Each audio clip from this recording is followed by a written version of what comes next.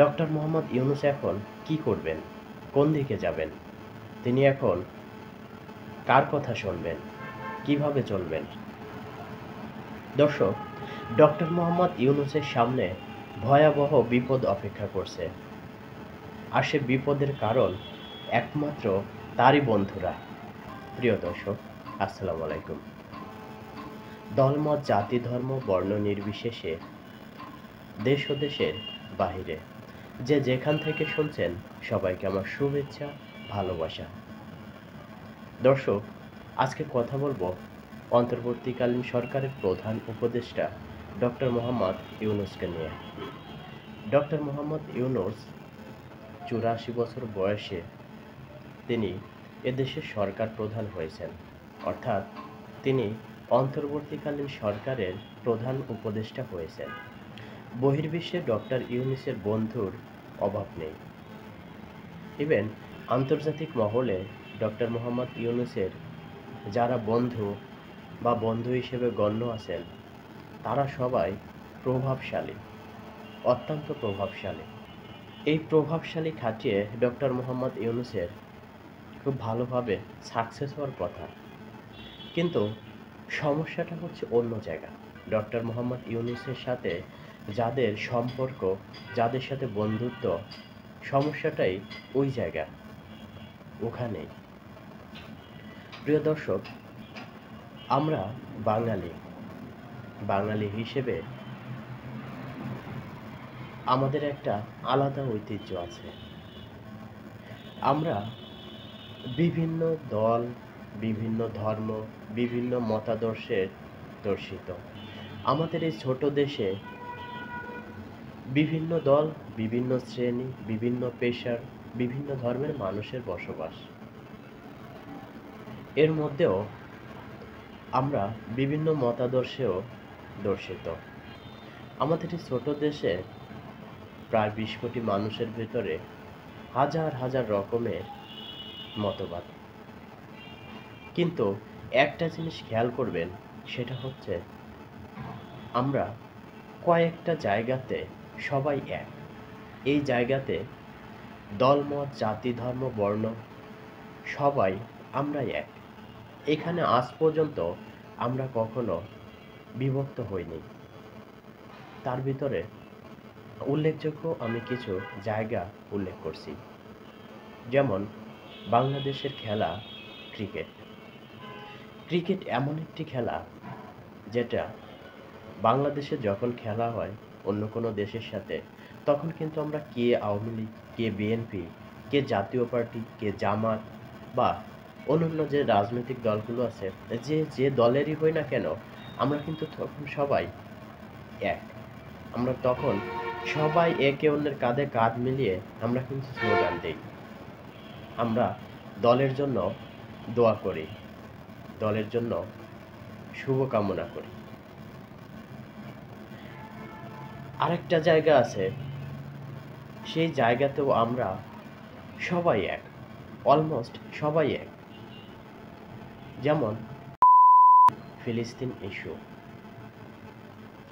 আমরা যে দল, যে ধর্ম, যে মতাদর্শেরই হই না কেন, এদেশের আমার মনে হয় 98% লোক এই জায়গাটা এক মতাদর্শের। যখন ফিলিস্তিন ইস্যু চলে আসে সামনে, তখন আমরা 98% লোক তার পিছনের দলমত, ধর্ম, বর্ণ সব ভুলে গিয়ে ফিলিস্তিনকে সাপোর্ট করি। আমার মনে হয় যারা শুনছেন তারাও আমার সাথে একমত। এই জায়গাতে একটা বড় ধাক্কা,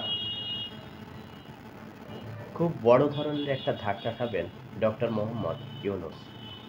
সেটা কীরকম? ডক্টর মোহাম্মদ ইউনূসের যাদের সাথে বন্ধুত্ব, তারা কারা? ডক্টর মোহাম্মদ ইউনূসের বন্ধুত্ব হচ্ছে আমেরিকার সাথে, কানাডার সাথে, ব্রিটিশের সাথে, অর্থাৎ এইরকম যারা সুপার পাওয়ার বা যারা বিশ্ব শাসন করে, তারা কিন্তু ডক্টর মোহাম্মদ ইউনূসের বন্ধু বা শুভাকাঙ্ক্ষী।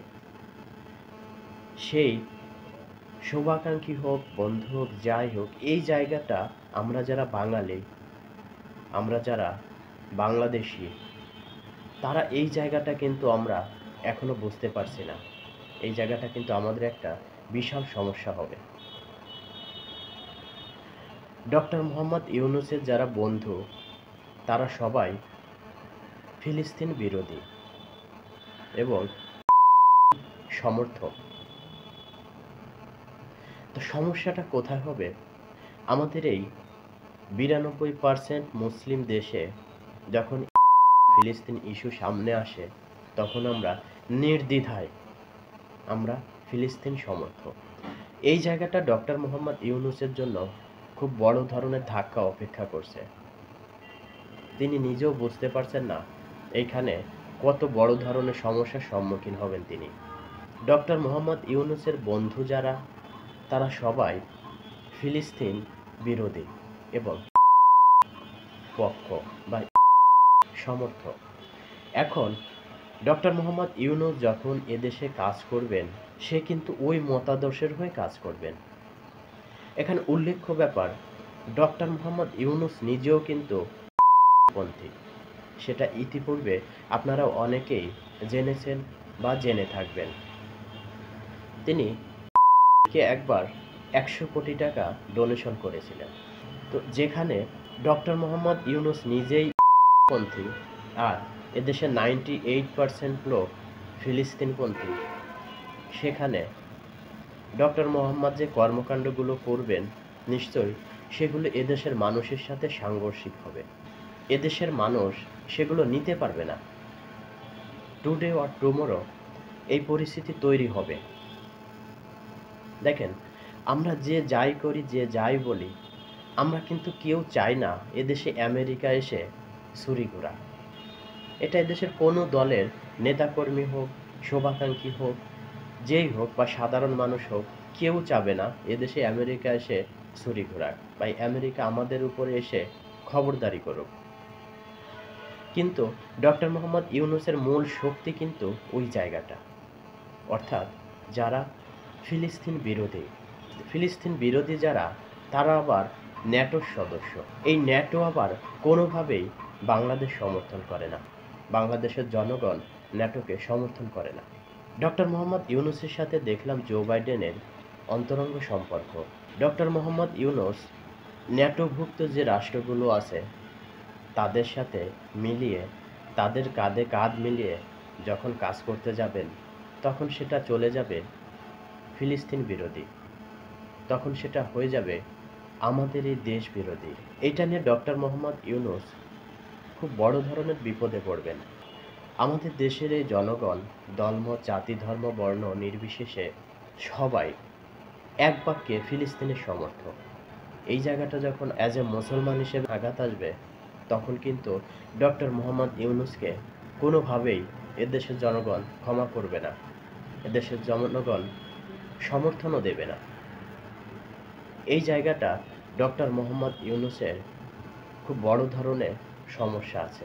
এখন ডক্টর মোহাম্মদ ইউনূস কোন পন্থী হয়ে চলবেন? তিনি কি আমেরিকা বিরোধী হয়ে চলবেন? সেটা তার পক্ষে কখনোই সম্ভব নয়, কোনোভাবেই সম্ভব নয়। কারণ কম বেশি আমরা সবাই জানি আমেরিকার সমর্থনেই ডক্টর মোহাম্মদ ইউনূস অন্তর্বর্তীকালীন সরকারের প্রধান হয়েছেন। এখন উনি যদি সেই আমেরিকার বিরুদ্ধে যে কাজ করেন, তাহলে তিনি কোনোভাবেই কাজ করতে পারবেন না। আর যদি এই আমেরিকা প্লাস ন্যাটোভুক্ত দেশগুলোর সহযোগী হয়ে তিনি কাজ করেন, তাহলে তিনি এই দেশের জনগণের বিরুদ্ধে যে কাজ করতে হবে, যেটা এই দেশে বসবাস করে এই দেশের জনগণের বিরুদ্ধে কাজ করে ইচ্ছার বিরুদ্ধে যে কাজ করা কখনোই সম্ভব না। এদেশে আওয়ামী লীগের মতো সরকার, তারাই পারেনি জনগণের বিরুদ্ধে যে কাজ করতে। সেখানে ডক্টর মোহাম্মদ ইউনূস কিছুই না। ডক্টর মোহাম্মদ ইউনূস আওয়ামী লীগের কাছে বাচ্চা ছেলে, তিনি কখনোই এখানে সফল হতে পারবেন না। এখন ডক্টর মোহাম্মদ ইউনূসের সামনে রাস্তা দুইটা: এক, আমেরিকা সমর্থক হয়ে কাজ করা; দুই, এদেশের জনগণের সমর্থক হয়ে কাজ করা। যদি আমেরিকা সমর্থক হয়ে কাজ করে, তাহলে উনি ন্যাটোভুক্ত হয়ে কাজ করবেন, ফিলিস্তিন বিরোধী হয়ে কাজ করবেন, সমর্থক হয়ে কাজ করবেন, পক্ষান্তরে বাংলাদেশের বিপক্ষে যে কাজ করবেন। এখন বাংলাদেশের বিপক্ষে যে কাজ করে বাংলাদেশে টিকে থাকা কতটুকু সম্ভব, সেটা আওয়ামী লীগ সরকার খুব হাড়ে হাড়ে টের পেয়েছে। এটা নিয়ে নতুন করে বলার আর কিছু নেই। তাই আমার কাছে কেন যেন মনে হচ্ছে, হয়তো আপনারাও একমত হবেন, ডক্টর মোহাম্মদ ইউনূস ভয়াবহ বিপদের সম্মুখীন হতে যাচ্ছেন। কারণ তিনি কার মন রক্ষা করে চলবেন? যদি তিনি এদেশের জনগণের মন রক্ষা করে চলেন, তাহলে তাকে আমেরিকা এবং ন্যাটো বিরোধী হতে হবে, তাদের বিপক্ষে যে কাজ করতে হবে। আর তিনি যদি আমেরিকা প্লাস ন্যাটোর পক্ষে যে কাজ করেন, তাদের কথা মতো কাজ করেন, তাহলে নিঃসন্দেহে এদেশের জনগণের বিপক্ষে চলে যাবে সেটা, যেটা এদেশের জনগণ কখনোই মেনে নেবে না। আর এই জায়গাটা দলমত নির্বিশেষে সবাই এক। তখন ডক্টর মোহাম্মদ ইউনূস এদেশ থেকে পালানো ছাড়া আর কোনো উপায় থাকবে না। ডক্টর মোহাম্মদ ইউনূস ভয়াবহ পরিস্থিতির সামনে দাঁড়িয়ে আছেন। তিনি এখন কি করবেন? কার পক্ষ নিয়ে কাজ করবেন? একই সাথে আমেরিকা, ন্যাটো, ইসরায়েল, অপরপক্ষে এদেশের জনগণ, আবার এদেশের জনগণ ফিলিস্তিনেরও পক্ষে। তাহলে ডক্টর ইউনূস এখন কি করবেন? উনি কি জনগণ এবং ফিলিস্তিনের পক্ষে যে কাজ করবেন, যেটা তার সম্পূর্ণ নীতি আদর্শের বাহিরে? এটা তিনি কখনোই করেনি। উনি ওনার জীবনে এ ধরনের কাজ কখনোই করেনি। উনি সারা জীবন কাজ করেছেন আমেরিকাপন্থী হয়ে এবং ন্যাটোপন্থী হয়ে। এখন দেখার বিষয়, সামনের দিনগুলো ডক্টর মোহাম্মদ ইউনূস কিভাবে হ্যান্ডেল করবেন। ডক্টর মোহাম্মদ ইউনূস এদেশে বসবাস করে এদেশের সরকার প্রধান হয়ে এদেশের মানুষের আকাঙ্ক্ষা অনুযায়ী, ইচ্ছা অনুযায়ী তাদের পক্ষে এবং ফিলিস্তিনের পক্ষে কাজ করবেন। যদি তাই করেন, তাহলে তাকে নিঃসন্দেহে আমেরিকা, ন্যাটো এবং বিপক্ষে চলে যেতে হবে। আর তাদের বিপক্ষে যেও ইউনূসের পক্ষে কিছুই করা সম্ভব না। কারণ তাদের বিপক্ষে যখন চলে যাবে, তখন ডক্টর মোহাম্মদ ইউনূসের অস্তিত্ব নিয়ে টান দিবে। ওনার টিকে থাকাই তখন অসম্ভব হয়ে যাবে। অপরদিকে এদেশের জনগণের বিপক্ষে যে কাজ করলে, সেটা ওনার জন্য আরও বড় ধরনের বিপদ ডেকে আনবে। প্রিয় দর্শক, এখন দেখার বিষয় ডক্টর মোহাম্মদ ইউনূস কিভাবে এই দুইটা পরিস্থিতি সামাল দেবেন। কারণ এই দুটা পরিস্থিতি দুই মেরুর, যেটা কখনোই এক বিন্দুতে মিলিত হওয়ার সম্ভাবনা নেই। প্রিয় দর্শক, ডক্টর মোহাম্মদ ইউনূস আমেরিকা এবং ন্যাটোভুক্ত দেশগুলোকে সাথে নিয়ে পক্ষান্তরে ফিলিস্তিন এবং বাংলাদেশের জনগণকে খুশি করে উনি এগিয়ে যেতে পারবেন?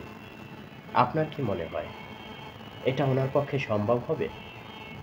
এই ধরনের কাজ একই সাথে অসম্ভব। কারণ কখনোই ন্যাটোভুক্ত দেশগুলো ফিলিস্তিনকে সমর্থন দেবে না, এবং ফিলিস্তিনকে সমর্থন না দিলে বাংলাদেশের জনগণও ন্যাটোভুক্ত দেশগুলোর কোনো কিছুই মেনে নেবে না। সো ডক্টর মোহাম্মদ ইউনূস এখন কি করবেন? কোন দিকে যাবেন?